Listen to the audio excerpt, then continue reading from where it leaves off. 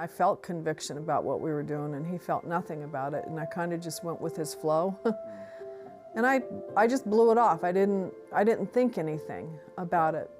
But within days of marriage, I was really figuring it out.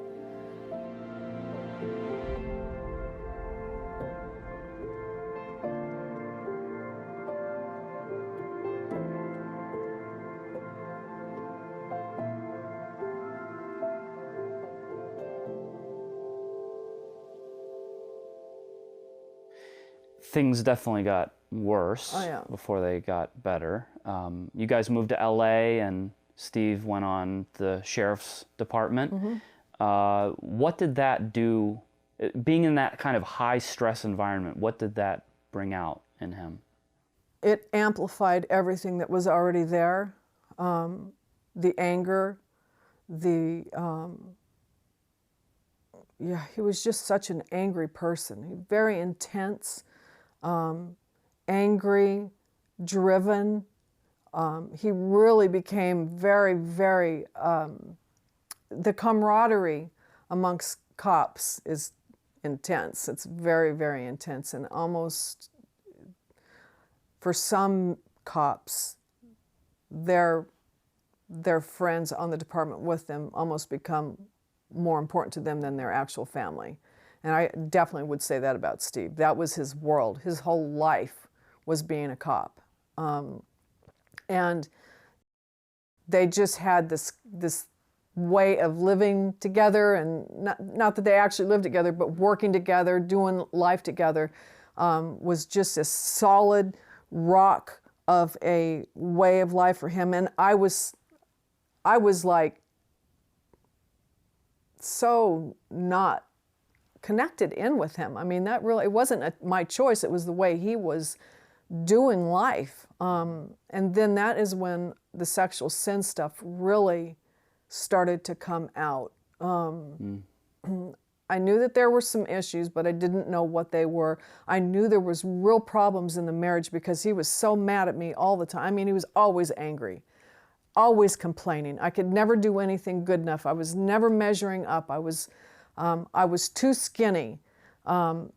He wanted my eyes to be greener, my hair to be blonder. You know, it's like, man, can I do anything right for you? You know, that's kind of how the volcanic explosion that came out of me. And then one day after we had one of those episodes where it was just we never were violent. He never ever laid a hand on me. And I didn't ever fear that from him. But I was, if anything, I would have been leaning more towards violence than him, because I was just so frustrated. It's like, what do you want? What did he want? I don't know. He was just, because of all of the issues, the sin issues. Mm-hmm. He was away from God. He was completely given over to the world, completely given over to his flesh. Mm-hmm. And so the anger and the agitation and the intensity of the job, which, by the way, some people are cut out to be cops. You have to be a certain personality to do that and do it well and it not crush you, and he wasn't cut out for it. It was too hard on him. It was difficult. It brought out all the bad. It did. Yeah. It did. He was a good cop in the sense he was able to get the job done with inmates that needed to get done, but it was not a good situation for Steve. And so all the stress of the job and all of the hidden sin. And then he's got his wife at home who, he loved me as much as it was possible for him to love me, but that wasn't very much. He didn't have a lot of love for me or for anybody except himself. I hate to say it, but it's true. That's just the way it was. When did he finally begin to reveal what was really happening? After one of those explosions, I just snapped, and I was losing it. And he said, "Sit down, I want to talk to you." So he sat me down and at the kitchen table, and he plopped down in front of me a stack of XXX rated pornographic magazines. I'd never seen pornography in my life. I had no idea what that was. And I started flipping through the pages. There's just no words.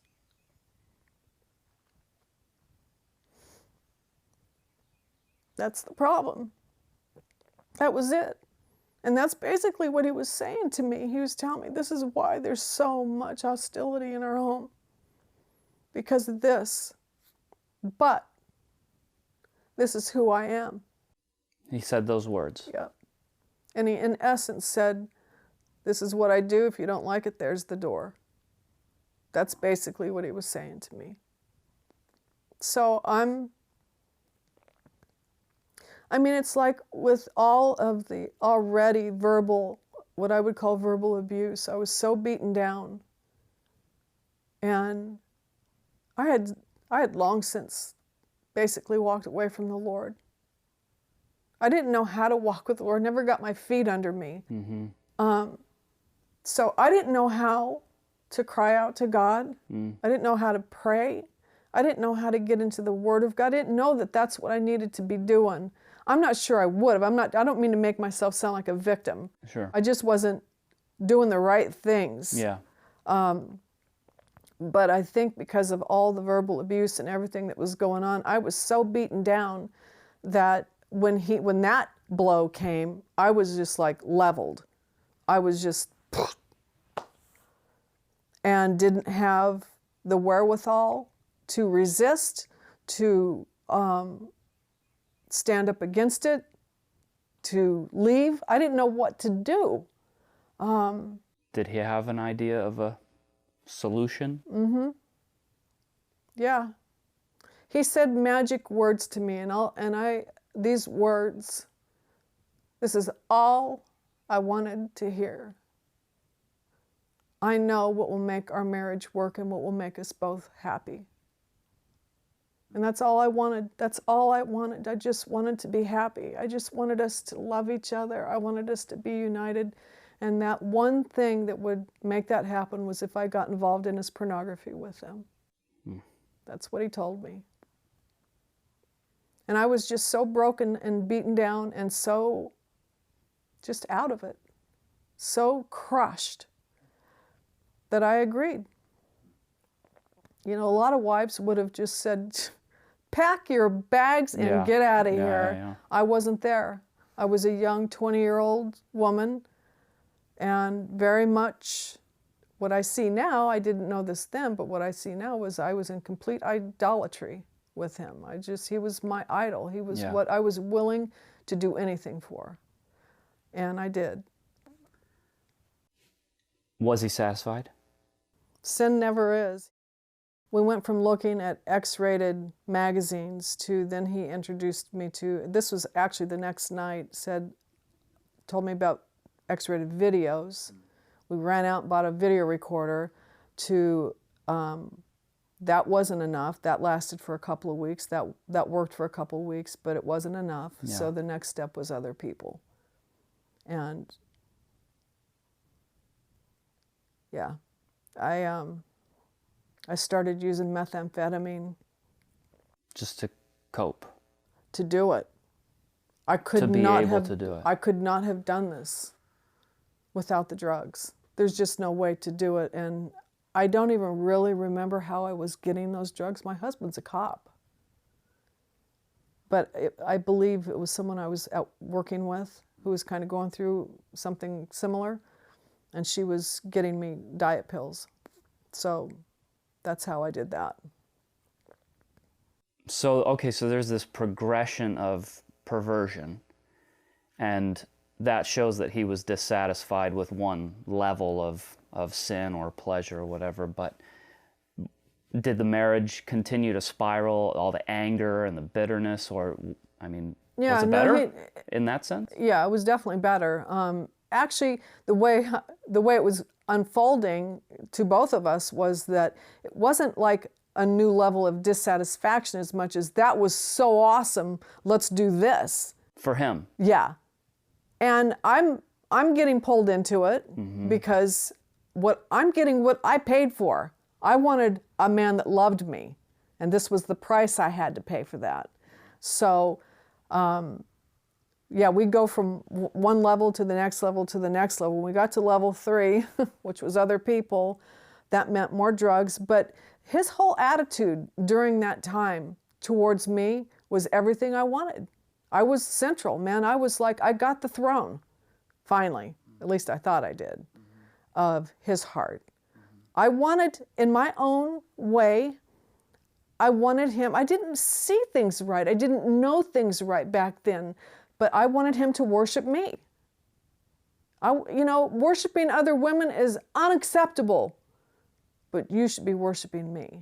Mm. So, you know, I was in my own wrong spirit, and I was willing to go do some terrible things to get what I wanted, to get my idol, to scratch my own itch. Mm-hmm. And so everything changed pretty dramatically after we did a few of these events with other people.